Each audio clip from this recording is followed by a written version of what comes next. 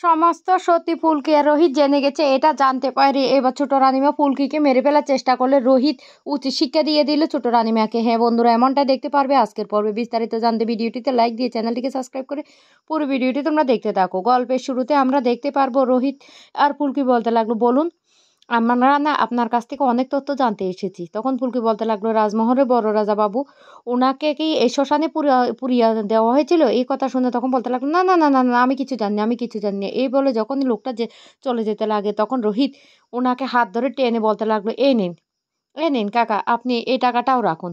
আপনি প্লিজ সত্যিটা বলুন, কারণ আপনার কাছ থেকে আমরা সত্যিটা একমাত্র জানতে পারবো, না হলে আমরা আর কিছু জানতে পারবো না। ফুলকি তখন বলতে লাগলো, শুনুন, পুলিশে তদন্ত করার আগে আপনি সমস্ত সত্যিটা খুলে বলুন, না হলে কিন্তু পুলিশ তদন্ত করবে। এই কথা শুনে তখন বলতে লাগলো, পুলিশ কেন আসবে? পুলিশ কেন আসবে? রাজমহল থেকে আমাকে টাকা দিয়েছে, আমি হলাম ডোম, লাশ পাড়ানো আমার দায়িত্ব, সেই জন্য আমি লাশটা পুড়িয়ে দিয়েছি, তাহলে পুলিশ কেন আসবে? পুলকি তখন বলতে লাগলো, ঠিক আছে বাবা, আপনি এখন বলুন যে রাজাবাবুকে পোড়ানো হয়েছিল, রাজাবাবুর লাশ নাকি 7 দিন পর্যন্ত জ্বলে ছিল, সত্যি? তখনই ওই ডোমটা বলতে লাগলো, না না, এটা তো রাজাবাবুর লাশ ছিল না, কারণ বড় রাজাবাবুকে আমরা চিনতাম, অনেক লম্বা ছিল উনি, আর যে লাশটা পোড়ানো হয়েছে সেই লাশটা একদম বেটে। এই কথাটা বলতে ফুলকি তখন বলতে লাগলো, স্যার আপনি কি কিছু বুঝতে পারছেন? আমার কিন্তু একজন মানুষকে এখন পুরো সন্দেহ হচ্ছে। পুরো সন্দেহ? আপনারও কি তাই হচ্ছে? এই কথা বলতে এদিকে রুদ্র আড়াল থেকে হঠাৎ করে ওদের গলায় কিছু একটা জিনিস মারলো, আর সাথে সাথে ফুলকি আর রোহিত অজ্ঞান হয়ে নিচে পড়ে যায়। আর তখনই সেখানে রুদ্র চলে আসে, আর তখন রুমটা পালানোর চেষ্টা করে আর বলতে লাগলো, আমি কিছু দেখিনি, আমি কিছু দেখিনি, আমি কিছু জানি না। তখনই রুদ্র সেই ডুমটাকে ধরে ফেলে আর বলতে লাগলো, এই পালাচ্ছিস কোথায়? এখান থেকে তো পালিয়ে যেতে পারবি না, তুই ওদেরকে পোড়াবি, তোর কাজ হলো ওদেরকে পোড়ানো। তখন ডুমটা বলতে লাগলো, এইভাবে জ্যান্ত মানুষ আমি পুড়িয়ে ফেলবো? এটা আমি পারবো না। তখন বলতে লাগলো, তাহলে তো তোকেই আমি পুড়িয়ে মারবো, তোকে পুড়িয়ে মারবো। আগে তাড়াতাড়ি কর, চিতা সাজা, ওদেরকে পুড়িয়ে মারতে হবে। তখন ওই ডুমটা ভয় পেয়ে চিতা সাজাতে শুরু করে আর আবারও বলতে লাগলো, আমি আগুন দিতে পারবো না, আমি আগুন দিতে পারবো না। রুদ্র তখন বলতে লাগলো, তোকে আগুন দিতে হবে না, আগুনটা আমি দেবো, আমি দেবো। রোহিত আর ফুলকি দাস দুজনকে একসাথে আমি পুড়িয়ে মারবো, আমার অনেক দিনের মনের ইচ্ছা, আর আজকে সেই ইচ্ছাটা পূরণ হবে, তাই আমি আগুন দেবো। তখন ওই ডোমটা লাশগুলির জন্য চিতা সাজাতে থাকে, আর তখন বলতে লাগলো, তাড়াতাড়ি কর, তাড়াতাড়ি, আমার না একদম তর্স হইছে না, খুব তাড়াতাড়ি কর, অনেক জ্বালিয়েছে এই ফুলকি দাস, আজকে ফুলকি দাসকে আমি নিজ হাতে পুড়িয়ে মারবো। তারপর বলতে লাগলো, এই ঘিয়ান ঘিয়ান, ওদের শরীরে ঘি দে। আর ফুলকি দাস না অনেক একটা পবিত্র শরীর তো, একটু ঘি বেশি করে দে, বেশি করে দে। তখন ওই ডুমটা ঘিটাও দিতে থাকে। তারপরে রুদ্র চিতার মধ্যে আগুনটা জ্বালিয়ে দেয়। এদিকে রাজমহলে ছোট রানীমা অনেক রাতে চলে যায় নরসিংহদেবের মন্দিরে, আর সেখানে গিয়ে প্রদীপ জ্বালিয়ে খুব হাসতে থাকে আর আরতি করতে থাকে। তখনই এ ও ধানুর যে স্বামী আদিত্য, আদিত্য ঘর থেকে বেরিয়ে যেতে লাগে। তখন ধানু বলতে লাগলো, আদিত্য তুমি আজকেও চলে যাচ্ছ ঘর ছেড়ে? এই কথা বলতে ধানু তখন বলতে লাগলো, এত রাতে ঘন্টার আওয়াজ কোথা থেকে আসছে? আদিত্য তখন বলতে লাগলো, মায়ে মায়ে নিশ্চয় নরসিংহদেবের মন্দিরে গিয়েছে, কারণ মার যে কোনো যদি মনের আশা পূর্ণ হয় সেটা যত রাতেই হোক না কেন, মা মন্দিরে গিয়ে নরসিংহদেবকে আরতি দিয়ে আসে। তখন বলতে লাগলো, মায়ের এত রাতে কি এমন মনের আশা পূর্ণ হলো যে উনি আরতি করতে চলে গিয়েছে? আচ্ছা, তোমাকে আমি একটা কথা বলে রাখি, শুনো, তুমি যেমন তোমার মাকে জীবন থেকে বাদ দিয়ে দিতে পারবে না, তেমনি আমিও ফুলকিকে বাদ দিয়ে দিতে পারবো না। তাই আমাদের দুজনের জীবনে কিন্তু ফুলকি আর তোমার মা দুজনে থাকবে। তাই আমাদেরকে আমাদের জীবন নিয়ে একটা সিদ্ধান্ত নিতেই হবে। আদিত্য তখন বলতে লাগলো, না, আমার সিদ্ধান্ত যা নেওয়ার নেওয়া হয়ে গেছে। আমি না আর সহ্য করতে পারছি না, আমার মাকে অনেক অপমান করেছি ফুলকি, অনেক অপমান করেছে। তখন বলতে লাগলো, হ্যাঁ, ফুলকি প্রতিবাদী মেয়ে, ফুলকির প্রতিবাদ সবার কাছে ভালো নাই লাগতে পারে, সেই জন্য সেই জন্য ফুলকির প্রতিবাদটা তো আর মিথ্যে হয়ে যেতে পারে না। তখন বলতে লাগলো, যাই করুক না কেন, ফুলকি দাস আমার মাকে অনেক অনেক অপমান করছে, সেই অপমান আমি কিছুতেই ভুলতে পারবো না।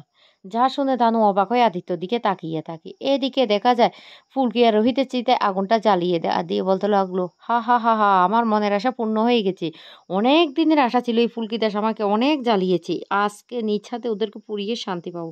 এরপরে রুদ্র সেখানে থাকা কালী মন্দিরটাতে গিয়ে বলতে লাগলো, মা তুই দেখতে পাচ্ছিস, তুই দেখ দেখ, তোর ভক্তকে আমি আগুনে পুড়িয়ে মারছি, দেখতে পাচ্ছিস?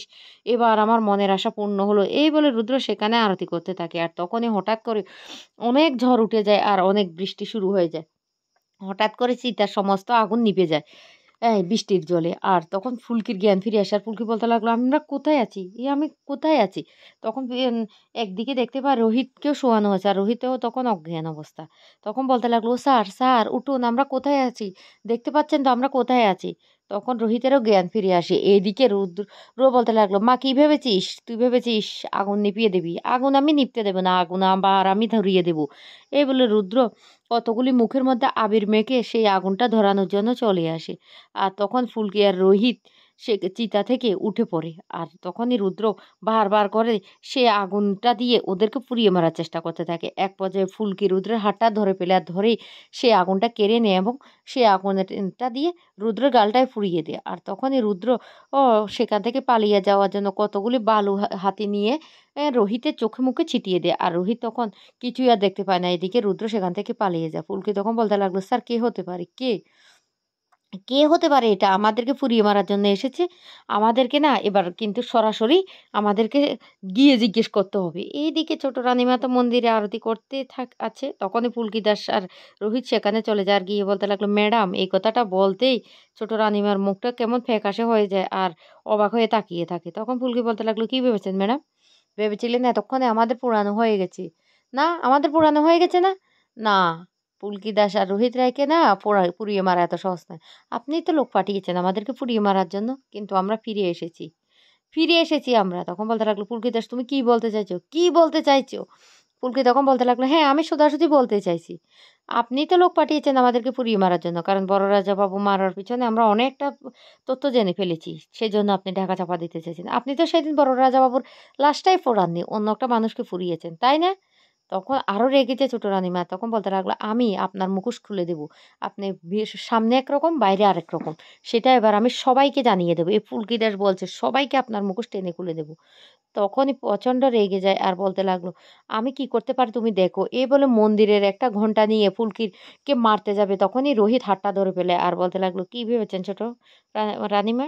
আপনি কি ভেবেছেন আপনি যা ইচ্ছে তাই করে যাবেন? এতক্ষণ কিন্তু আমি ফুলকিকে থামানোর চেষ্টা করছি। এবার আপনি যেটা করছেন সেটা তো ভালো করছেন না। তবে আপনাকে একটা কথা আমি স্পষ্ট জানিয়ে দিচ্ছি, ফুলকির যদি কোনো আঘাত লাগে বা কোনো আঘাত হানার চেষ্টা করেন আপনি, আমি কিন্তু আপনাকে ছেড়ে দেব না। আমি শেষ করে দেব। তখন ছোট রানীমা ভয় পেয়ে তাকিয়ে থাকে ফুলকির দিকে। ফুলকি তখন বলতে লাগলো, হ্যাঁ, সত্যিটাই বলছি। আমরা অনেক তথ্য জেনে গেছি। এবার আপনার মুখোশ খোলার পালা। পুরো রাজমহলে এর সবার কাছে আমি মুখোশ খুলে দেব। তখন ছোট রানীমা রেগে বলতে লাগলো, দারোয়ান, দারোয়ান, দারোয়ান কোথায়? আমার দারোয়ানরা না তোমাদেরকে কোথায় ছুঁড়ে ফেলে দেবে তোমরা সেটা আন্দাজও করতে পারবে না। ফুলকি তখন বলতে লাগলো, হ্যাঁ, ছুঁড়ে ফেলে দেবে। কিন্তু কিন্তু আপনার পাপটা তো ঢাকা যাবে না। আপনার পাপের প্রায়শ্চিত্ত আপনাকে করতে হবে। আপনি অনেক অন্যায় করেছেন, অনেক পাপ করেছেন। আপনি আপনি নিজেই বড় রাজাবাবুকে খুন করিয়েছেন। আর বড় রানীমার মেয়েকেও মেরে ফেলার চেষ্টা করেছেন। তাই আপনার শাস্তি তো পেতেই হবে। তখন রোহিত বলতে লাগলো, হ্যাঁ, অনেক কিছু আমরা জেনে ফেলেছি। আপনি কি ভেবেছেন আপনি সবসময় ফুলকিকে দোষারোপ করবেন? ফুলকি সত্যিটা জেনে যাচ্ছে তাই? এবার দেখুন আপনার মুখোশটা আমি আর ফুলকি মিলে কিভাবে খুলে ফেলি। ছোট রানীমা তখন আরো উত্তেজিত হয়ে পড়ে আর চিৎকার চেঁচামেচি করতে থাকে। কোথায়, কোথায় কে আছো? ওদেরকে ঘাড় ধাক্কা দিয়ে বের করে দাও, বের করে দাও। তো বন্ধুরা, কেমন লেগেছে আজকের পর্বটি?